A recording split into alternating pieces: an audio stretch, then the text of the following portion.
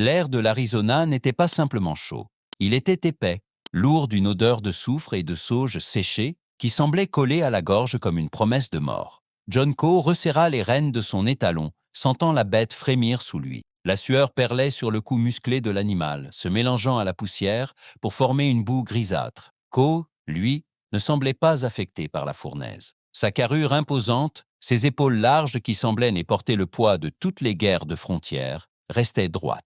Sous sa chemise de toile épaisse, on devinait une musculature dense, sculptée par des années de survie et de labeur. Son visage, tanné par le soleil et marqué par une fine cicatrice blanche qui coupait son sourcil gauche, était un masque de pierre. Ses yeux gris-bleu, froids comme l'acier d'un revolver, scrutaient l'horizon où les bâtiments de la Ciel de fer commençaient à se dessiner. Le ranch d'Arthur James n'était pas une simple exploitation bovine. C'était une forteresse de bois sombre et de pierre, dressée au milieu de nulle part comme une insulte à la nature sauvage qui l'entourait. En approchant, Coe perçut le bourdonnement des mouches autour des abreuvoirs et le craquement sec du bois qui travaillait sous la chaleur. Mais il y avait autre chose, une tension invisible, un silence qui n'était pas celui de la paix, mais celui de la peur. Arthur James attendait sur le perron de la demeure principale. C'était un homme qui imposait le respect par sa seule stature, mais un respect teinté de dégoût pour quiconque savait lire entre les lignes de sa courtoisie feinte. Vêtu d'un gilet de soie noire et d'un pantalon de lin impeccable, qui jurait avec la poussière environnante, James caressait une montre à gousset en or. Ses yeux petits et vifs comme ceux d'un serpent à sonnette se fixèrent sur Coe. « Vous avez mis du temps, Coe » lança James d'une voix onctueuse, mais dénuée de chaleur. « Le désert a-t-il essayé de vous garder pour lui ?»« Le désert ne garde que ceux qui ne savent pas lui parler, James. » Répondit Coe d'une voix grave, un grondement de basse qui semblait vibrer dans sa poitrine large. Il descendit de cheval avec une agilité surprenante pour un homme de son gabarit. Chaque mouvement était précis, calculé. L'odeur de tabac de corde et de cuir vieux qui émanait de lui emplit l'espace entre les deux hommes. James sourit, un mouvement de lèvres qui n'atteignit jamais ses yeux gélides. Il invita Coe à entrer, mais le battedor refusa d'un geste de la main. Il préférait rester dehors, là où il pouvait sentir le vent et surveiller ses arrières. James lui expliqua alors sa mission. Patrouiller les limites du domaine, s'assurer que les sauvages ne s'approchaient pas de ces mines de plomb et surtout veiller à ce que personne n'entre dans la zone interdite des vieux puits de mine à l'est. Mais alors qu'il parlait, un cri étouffé, un gémissement de douleur pure déchira l'air lourd. Il ne venait pas des pâturages, mais d'en bas, des profondeurs de la terre, près de la vieille mine de argent désaffectée. Coe sentit ses muscles se tendre instantanément. Sa main descendit instinctivement vers la crosse de son Colt .44, dont le métal était brûlant sous le soleil. James ne scia pas. Il se contenta de lisser sa moustache, un éclat de cruauté sadique brillant brièvement dans son regard. « Ce n'est que le vent dans les puits, Coe. Ne vous en préoccupez pas. Contentez-vous de faire ce pour quoi je vous paie grassement. » Cette nuit-là, le sommeil ne vint pas pour John Coe. Il était allongé sur une couverture de laine rugueuse dans la grange, mais ses sens étaient en alerte. Le silence du ranch était interrompu par le martèlement lointain et régulier de quelque chose contre la pierre. Une cadence qui ressemblait à un rituel brisé. Coe se leva, ses bottes de cuir grinçant sur le foin sec. Il s'assura que son couteau était bien logé dans sa botte et se glissa dehors, se fondant dans les ombres comme un loup rôdant autour d'un campement. Il se dirigea vers la mine de l'Est. L'air y était différent, plus froid, chargé d'une humidité malsaine qui sentait la moisissure et le désespoir. À l'entrée du puits, deux hommes de main de James fumaient, leurs fusils négligemment posés contre la roche. Coe les contourna avec la discrétion d'un spectre, utilisant les saillies rocheuses pour se dissimuler. En s'enfonçant dans la galerie, l'obscurité devint presque totale, seulement brisée par la lueur vacillante d'une lanterne à huile loin devant. Et là, au fond d'une alcôve creusée dans la roche vive, John Coe s'arrêta net. Son cœur, d'ordinaire si calme, manqua un battement. Enchaîné aux parois de pierre, le corps tendu par la fatigue mais la tête haute, se trouvait une femme. C'était Doba. Sa beauté était un choc brutal dans cet enfer souterrain. Sa peau, de la couleur du bronze poli, brillait d'une fine couche de sueur. Ses cheveux, noirs comme une aile de corbeau, descendaient en cascade emmêlés sur ses épaules nues, partiellement couvertes par une tunique de daim déchirée. Mais ce furent ses yeux qui capturèrent l'âme de Coe. Des yeux profonds, sombres, brûlant d'une flamme de défi que même les chaînes ne pouvaient éteindre. Elle était l'image même de la résilience, une créature de lumière piégée dans les ténèbres. À ses pieds, Arthur James se tenait debout, une cravache à la main. Il ne frappait pas encore. Il jouait. Il approcha la flamme de la lanterne du visage de Doba, dont les traits magnifiques restèrent impassibles, bien que ses narines frémissent de dégoût face à l'odeur de l'homme. « Dis-moi où se trouve la veine mère, Doba, » murmura James, sa voix sifflante résonnant contre les parois humides. « Tes ancêtres sont morts, leur sang a séché sur cette terre. L'argent qu'ils protègent ne leur sert plus à rien. Donne-moi le lieu sacré, et je te rendrai ta liberté. Peut-être même que je te garderai à mes côtés, dans un lit de plumes au lieu de cette pierre froide. » Doba cracha au sol, juste devant les bottes vernies de James. Sa voix, quand elle s'éleva, était un chant de guerre guttural, empreint d'une dignité ancestrale. « La terre ne parle pas aux hommes qui ont le cœur noir, James. Tu peux déchirer ma chair, tu peux m'affamer, mais tu ne posséderas jamais ce que le grand esprit a caché. Tu n'es qu'une ombre qui passera, alors que les montagnes resteront. » Fou de rage, James leva sa cravache. Le sifflement du cuir dans l'air fut interrompu par le craquement d'une branche ou d'une pierre sous le poids de Co. James se retourna brusquement, la lanterne oscillant violemment, projetant des ombres monstrueuses sur les murs de la mine. « Qui est là ?» hurla-t-il. John Co ne bougea pas, retenant son souffle, ses muscles bandés, prêts à exploser. Il venait de voir l'innocence bafouée par la cupidité la plus vile. Il avait vu cette femme, Doba, dont la force tranquille venait de briser la dernière barrière de son indifférence de mercenaire. À cet instant précis, le monde de John Co changea. Il ne voyait plus seulement une mission ou un salaire. Il voyait une vie à sauver, une âme à protéger. Le mercenaire au cœur de pierre sentit une chaleur ancienne, une fureur protectrice qu'il croyait avoir perdue sur les champs de bataille, remonter en lui. Le ciel de fer allait devenir l'enfer de James, et Co serait le démon qui le hanterait. Mais pour l'instant, il devait attendre. Un faux mouvement, et Doba mourrait. Il recula lentement dans les ténèbres, le regard de Doba semblant le poursuivre, comme si elle avait senti sa présence, comme si elle savait que, dans l'ombre, un homme venait de décider de risquer sa vie pour la sienne. Dehors, le vent s'était levé, hurlant à travers les canyons comme les esprits des anciens Navajos réclamant justice.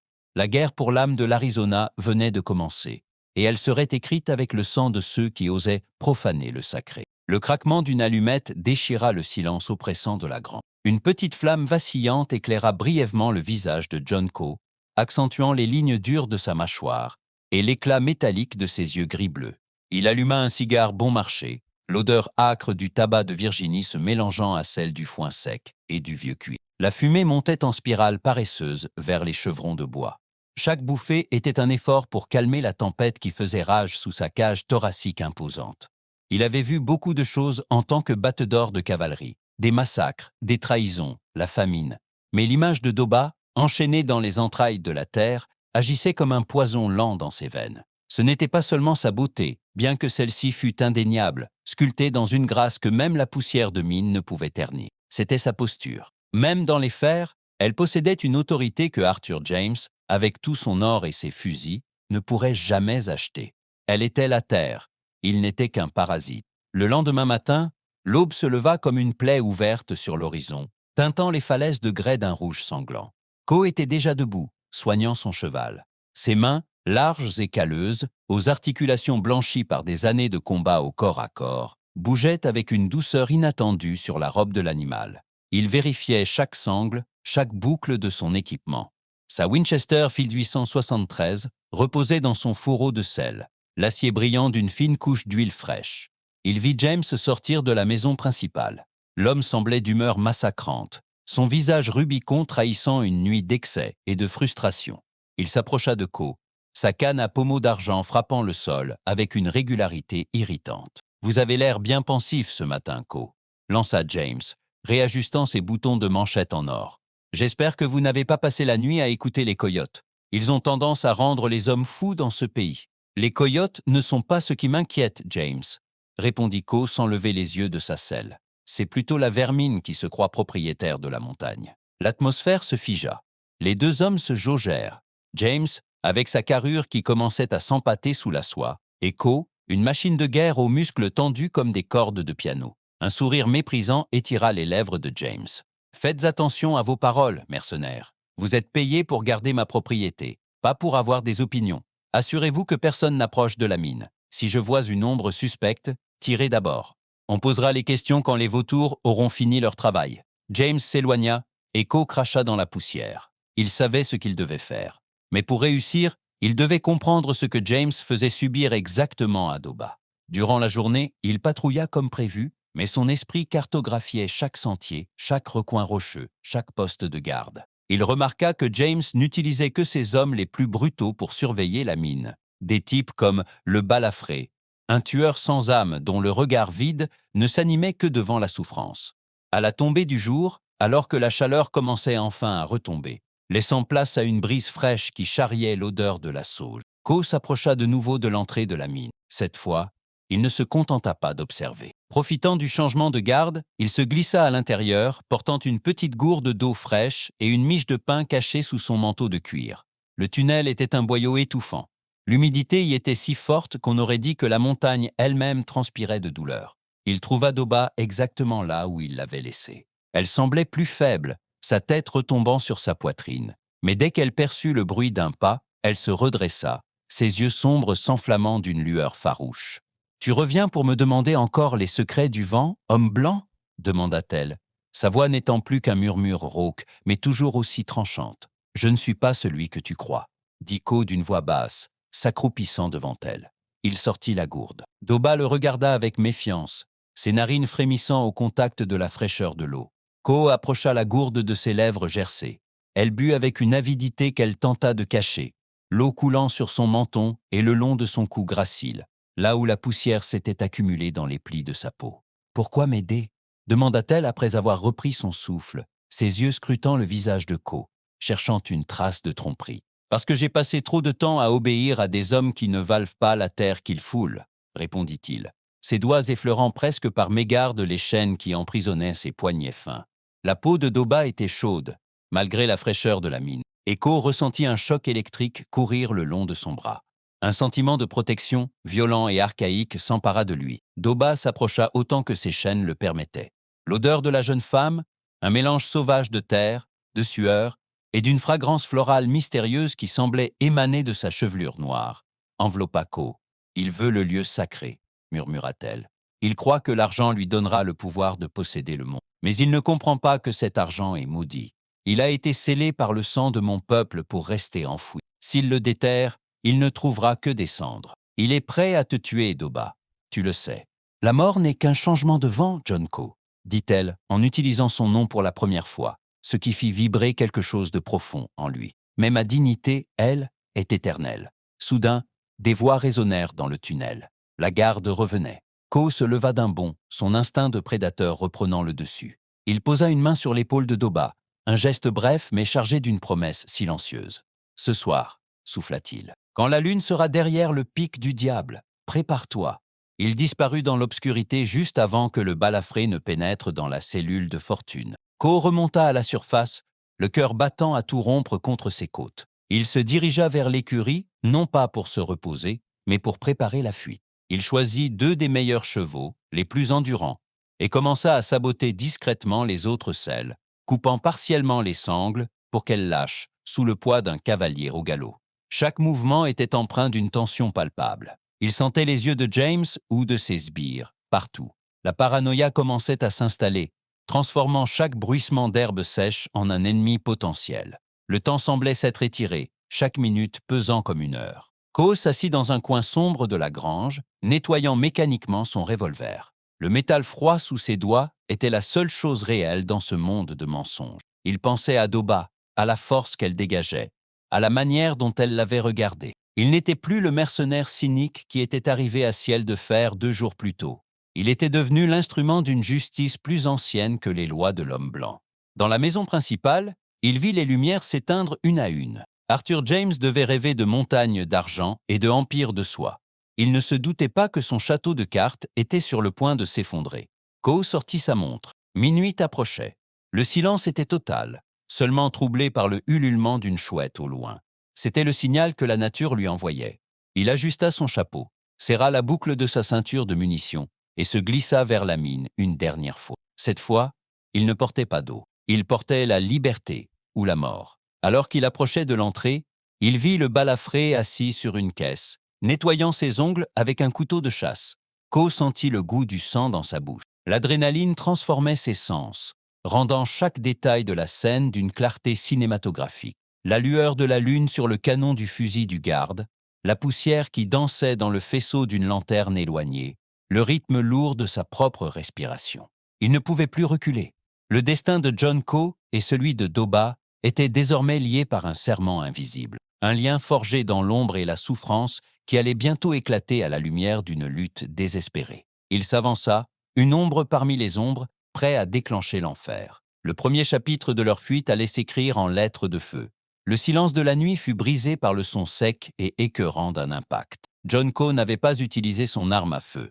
Le métal contre l'os aurait fait trop de bruit. Le balafré s'effondra sans un cri, la nuque brisée par la main massive de l'ancien éclaireur. Ko resta immobile un instant, le corps ramassé, ses muscles saillants vibrant sous sa chemise trempée de sueur froide. L'odeur de la mort, une odeur métallique et lourde, flottait déjà autour de lui, mais il ne ressentait aucun remords. Dans ce monde sauvage, la pitié était une faiblesse que les vautours se chargèrent de punir. Il s'engouffra dans la mine, ses bottes ne produisant aucun son sur le sol rocailleux.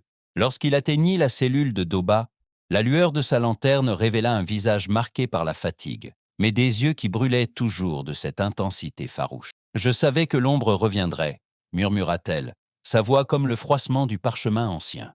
Ko ne répondit pas. Il sortit une lourde pince coupante de sa ceinture et s'attaqua aux chaînes. Le craquement du fer qui cède résonna comme un coup de tonnerre dans l'étroite galerie. Lorsqu'elle fut libre, Doba vacilla. Ko la rattrapa, ses bras puissants entourant la taille fine de la jeune femme. Le contraste était saisissant, la force brute, herculéenne, de l'homme blanc face à la fragilité apparente, mais à la résilience spirituelle de la Navarro. Pendant un battement de cœur, leurs regards se croisèrent. Ko sentit le parfum de Doba, un mélange de terre rouge et de sauge sauvage, s'insinuer dans ses poumons, balayant l'odeur de soufre de la mine. « On doit partir, maintenant », grogna-t-il, sa voix vibrant d'une urgence viscérale. Ils sortirent de la mine sous un ciel d'encre. Le vent hurlait désormais à travers les crevasses du canyon, emportant avec lui les odeurs de la ferme, ciel de fer. Ko siffla doucement. Son étalon et le cheval qu'il avait préparé pour Doba émergèrent de l'ombre des écuries, leurs naseaux fumant dans l'air frais de la nuit. Il aida Doba à monter en selle. Malgré sa faiblesse, elle s'installa avec une grâce innée, ses longues jambes bronzées serrant les flancs de l'animal avec une autorité naturelle. Ils lancèrent leurs montures au galop, fendant l'obscurité. Derrière eux, des cris éclatèrent. Des lanternes s'allumèrent dans la maison principale. Arthur James venait de découvrir le vide laissé par la trahison. Le galop des chevaux martelait le sol aride, soulevant des nuages de poussière qui semblaient ne vouloir masquer leur fuite aux yeux de Dieu lui-même. « Ils vont nous suivre !» cria Doba par-dessus le fracas des sabots. « Laisse-les venir !» répondit Ko, le visage fouetté par le vent nocturne. « Ce désert appartient à ceux qui n'ont rien à perdre, et James a trop peur de la poussière pour nous attraper avant l'aube. » Pendant des heures, ils chevauchèrent à travers des paysages lunaires, où les formations rocheuses ressemblaient à des géants pétrifiés. Ko connaissait chaque recoin de ce territoire. Il lisait les ombres comme un livre ouvert. Mais il savait aussi que James ne se contenterait pas de ses propres hommes.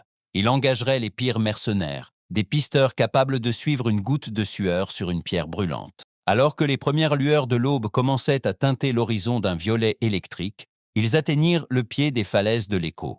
C'était un endroit sacré pour les Navarros, un labyrinthe de pierres où le son se perdait et se multipliait, rendant toute poursuite confuse. Ils s'arrêtèrent près d'une petite source cachée sous un surplomb rocheux. Ko aida Doba à descendre. Ses mains s'attardèrent sur les bras de la jeune femme, notant les marques bleutées laissées par les chaînes. Une rage froide monta de ses entrailles. Il sortit un onguent de son sac et commença à soigner ses poignets avec une infinie délicatesse, ses doigts calleux contrastant avec la peau douce et dorée de Doba. « Pourquoi risquer ta vie pour moi, John Ko ?» demanda-t-elle doucement, observant l'homme qui, quelques jours plus tôt, n'était qu'un ennemi potentiel. « Tu n'es pas de mon sang.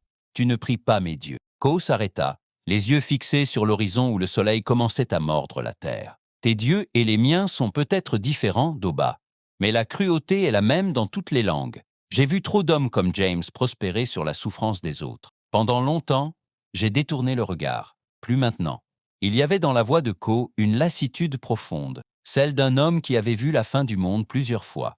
Doba posa sa main sur celle de l'éclaireur. Le contact fut comme une brûlure. mais une brûlure qui guérissait. « La terre te voit, John Co », dit-elle avec une solennité qui fit frissonner l'homme. Elle se souvient de ceux qui marchent avec honneur. Mais sache que James ne cherche pas seulement l'argent. Il cherche à briser l'âme de mon peuple. S'il trouve la veine d'argent, il construira une route, amènera des machines, et ce silence que tu entends, il disparaîtra à jamais sous le bruit du fer. Leur moment de répit fut de courte durée. Au loin, dans la plaine en contrebas, des points noirs apparurent, se déplaçant avec une régularité implacable. James et sa meute de loups n'étaient pas loin. Ils étaient au moins 10, armés jusqu'aux dents, et parmi eux, Co reconnut la silhouette de l'araignée, un pisteur apache renégat connu pour sa cruauté et son infaillibilité. « Ils sont là », murmura Co, ses yeux d'acier se rétrécissant. Il vérifia sa Winchester. Le clic métallique du levier de chargement résonna contre la paroi rocheuse. Il n'avait que quelques cartouches, et le terrain, bien que protecteur, pouvait se transformer en piège mortel s'ils étaient encerclés. Doba se leva, sa tunique déchirée flottant dans la brise matinale. Elle semblait avoir retrouvé une partie de sa force, comme si la proximité des falaises sacrées lui infusait une énergie nouvelle. « Il y a un passage », dit-elle, en désignant une faille étroite dans la roche, presque invisible à l'œil nu. Mais il mène au cœur de la montagne. Personne n'y est allé depuis des générations. On dit que les esprits y gardent les secrets du monde. « Les esprits ne m'ont jamais tiré dessus », répliqua Co avec un sourire sombre. Contrairement aux hommes de James, on y va. Ils reprirent leur marche forcée, guidant les chevaux par la bride dans le passage étroit. Les parois se rapprochaient, l'air devenant plus frais et chargé d'une odeur de poussière millénaire. Derrière eux, les échos des coups de feu commençaient à se faire entendre. James essayait de les débusquer, tirant au hasard dans les crevasses pour provoquer un mouvement. Le stress était palpable. Co sentait l'adrénaline brûler ses muscles, son cœur martelant un rythme de guerre contre ses côtes larges. Chaque fois qu'il regardait Doba, il voyait en elle non plus une victime, mais une alliée, une partenaire dans cette danse macabre avec le destin. Le désir qu'il ressentait pour elle n'était pas celui, vulgaire, d'un colon. C'était une attraction gravitationnelle, une connexion entre deux âmes solitaires jetées ensemble dans le chaos. Ils débouchèrent soudain dans une vaste chambre naturelle, à ciel ouvert. Le soleil, désormais haut, frappait les parois de mica et de quartz, créant un spectacle éblouissant de reflets argentés et dorés. Au centre, une petite oasis de verdure entourait un bassin d'eau cristalline. C'était un paradis caché au milieu de l'enfer de pierre. Mais la beauté de l'endroit ne masquait pas le danger. En haut des crêtes qui surplombaient la chambre, des silhouettes commençaient à apparaître. L'araignée les avait conduits droit dans une impasse magnifique. « Ah, c'est ici !» souffla Doba, sa main cherchant celle de Co. « Le lieu que James veut posséder. » Co regarda autour de lui. Il n'y avait pas d'autre issue apparente. Il serra la crosse de son revolver, sentant le poids de sa décision. Il allait devoir affronter une armée pour protéger une femme et un secret qui ne lui appartenait pas. « Reste derrière moi, Doba, » dit-il, sa stature imposante se dressant entre la jeune femme et les crêtes. « S'ils veulent ce trésor, ils devront d'abord passer sur mon cadavre. » Un coup de feu claqua, une balle venant s'écraser sur le sol à quelques centimètres de leurs pieds. Le rire gras d'Arthur James résonna, amplifié par les parois de la montagne. « Co, tu es un imbécile de romantique. Rends-moi la fille et l'emplacement de la veine, et je te laisserai peut-être une chance de quitter ce désert en vie. » John Co ne répondit pas. Il épaula sa Winchester, ajusta sa visée sur la silhouette de James qui se découpait contre l'azur du ciel, et pressa la détente. Le combat final pour l'âme de l'Arizona venait de franchir le point de non-retour. Dans cette cathédrale de pierre, le sang allait couler pour racheter les péchés d'un homme et honorer la mémoire d'un peuple. L'écho du tir de Co ne s'éteignit pas. Il sembla se multiplier, comme si la montagne elle-même prenait les armes. Le chapitre de la fuite s'achevait dans la poudre, laissant place à celui de la confrontation ultime, là où seuls les cœurs les plus purs ou les plus noirs survivraient.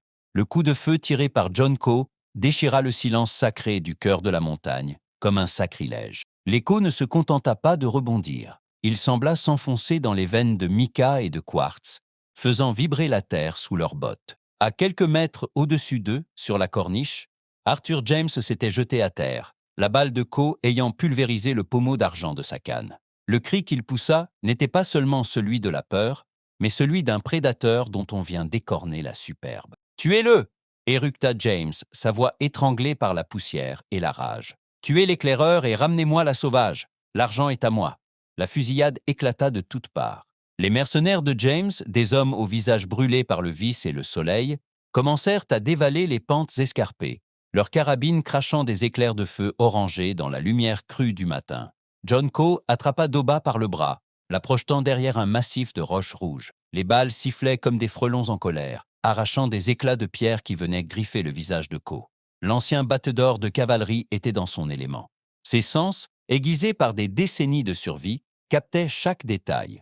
Le clic d'un percuteur qui s'abat, le froissement d'une botte sur le gravier, le rythme de la respiration saccadée de Doba à ses côtés. Sa musculature, tendue à l'extrême, répondait avec une précision chirurgicale.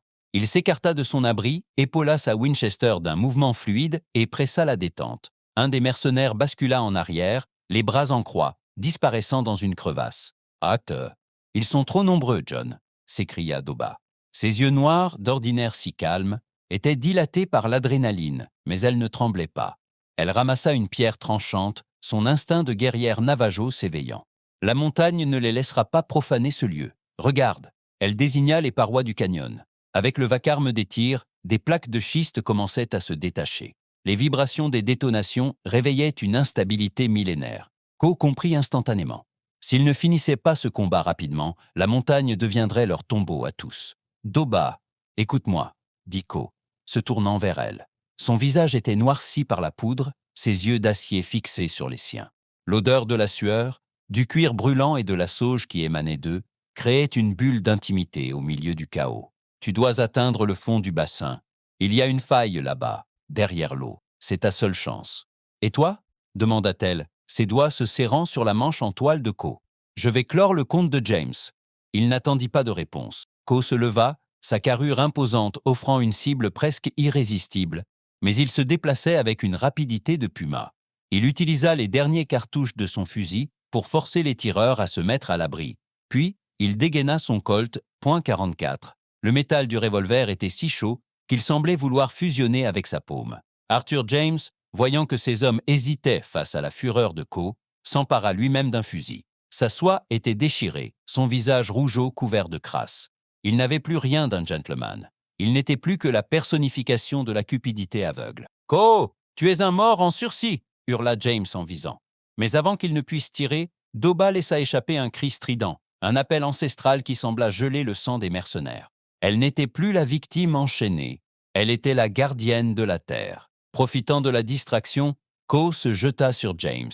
Le choc fut brutal. Les deux hommes roulèrent au sol, s'écrasant contre la roche impitoyable. Le combat au corps à corps qui suivit fut d'une violence viscérale. Coe sentit les mains de James chercher sa gorge, mais la force physique de l'éclaireur était supérieure. Ses muscles se gonflèrent sous l'effort, ses veines saillantes sur son cou puissant. Il frappa James au visage, un coup qui brisa la mâchoire du tyran et le projeta contre une veine de mica argentée. James, à moitié assommé, fixa la paroi. Là, devant lui, la veine d'argent pur brillait sous le soleil. Ses yeux s'illuminèrent d'une folie mystique. Il essaya de ramper vers le métal, ses mains ensanglantées, griffant la roche. « C'est à moi, tout est à moi », bafouilla-t-il, un filet de sang s'écoulant de sa bouche. « Ce n'est que de la pierre, James », cracha Coe, se tenant debout au-dessus de lui, le souffle court, son buste large se soulevant au rythme de sa rage contenue. « Et la pierre n'appartient à personne. » Soudain, un grondement sourd monta des entrailles de la terre. Le séisme, provoqué par la violence des détonations et la colère de la montagne, se déclencha. Le surplomb rocheux où se tenait James commença à se fissurer. Les mercenaires, terrifiés par ce qu'ils prenaient pour une malédiction Navajo, s'enfuirent en désordre vers l'entrée du canyon. « John, viens !» cria Doba depuis le bord du bassin. Coe regarda James une dernière fois. L'homme ne cherchait même plus à s'enfuir. Il était hypnotisé par l'éclat de l'argent, ignorant le pan de montagne qui s'écroulait au-dessus de lui. Coe courut vers Doba, la saisissant par la taille juste au moment où un immense bloc de grès s'abattait sur la position de James, scellant à jamais le tyran et son trésor sous des tonnes de débris. La poussière envahit tout, créant un brouillard ocre et étouffant. Coe et Doba restèrent enlacés au sol, attendant que le fracas se calme. Le silence qui suivit fut plus assourdissant que la bataille. C'était un silence de cathédrale, un silence de genèse. Lorsqu'ils finirent par se relever, le paysage avait changé. La mine était condamnée, le passage vers le ciel de fer obstrué. Ils étaient seuls, au centre de ce paradis de pierre préservé. Doba se tourna vers John Coe. Elle approcha sa main de son visage, essuyant doucement une traînée de sang sur sa joue avec son pouce. Ses yeux exprimaient une gratitude et une émotion que les mots ne pourraient jamais traduire. Pour la première fois, la distance entre le monde de l'homme blanc et celui du peuple Navajo s'effaçait. Il n'y avait plus que deux êtres humains, nus face à leur propre survie. « Tu as sauvé mon peuple de l'ombre de cet homme, John Coe, » murmura-t-elle. « Mais qu'as-tu sauvé pour toi ?» Coe regarda ses mains, celles qui avaient tant tué, celles qui venaient de libérer une âme. Il regarda Doba, sa beauté sauvage magnifiée par la lumière dorée qui tombait du ciel. Il sentit le poids du passé s'alléger sur ses épaules musclées. « Je crois que je me suis retrouvé, » répondit-il d'une voix sourde, mais étrangement paisible. Le soleil atteignit son zénith, inondant le canyon d'une chaleur bienfaisante. Coe et Doba ne retournèrent pas vers la civilisation des hommes cupides. Ils restèrent là, au bord du bassin d'eau cristalline, laissant leurs chevaux s'abreuver. Ils savaient que les hommes de James ne reviendraient pas de sitôt, paralysés par la peur des esprits de la montagne. Pendant que Doba préparait des herbes pour soigner leurs blessures, Coe s'assit sur un rocher, contemplant l'immensité de l'Arizona. Il n'y avait plus de guerre, plus de patrouilles, plus de soldats touchés. Il y avait le vent, le sable et cette femme dont la force l'avait transfiguré. Le soir venu, ils s'allongèrent côte à côte sous une couverture de laine, face à un petit feu de camp qui crépitait doucement. Le ciel s'était couvert d'un tapis d'étoiles si dense qu'on aurait dit de la poussière de diamant. Doba posa sa tête sur l'épaule large de Coe. Il passa son bras puissant autour d'elle, la serrant contre lui. L'odeur de la sauge et du cuir se fondait désormais dans un seul et même parfum, celui de la liberté. « Où irons-nous demain ?» demanda-t-elle, ses yeux reflétant l'éclat des braises. « Là où le vent ne porte plus le nom d'Arthur James, » répondit Coe. « Là où la terre se souvient encore de nous. » Ils ne savaient pas ce que l'avenir leur réservait dans ce Far West impitoyable qui changeait de visage chaque jour. Mais une chose était certaine, le mercenaire et la jeune Navajo avaient né forgé un lien plus solide que toutes les veines d'argent de la terre. Ils étaient devenus les gardiens d'un secret, les amants d'un désert qui, pour la première fois, semblait leur sourire. L'écho des canyons s'était enfin tu, laissant place au battement de deux cœurs à l'unisson. La frontière n'était plus une ligne de sang, mais un horizon infini où tout était redevenu possible. Sous la lune d'argent, John Coe et Doba s'endormirent, protégés par les ombres de la montagne, tandis que l'aube se préparait à laver le monde de ses péchés passés.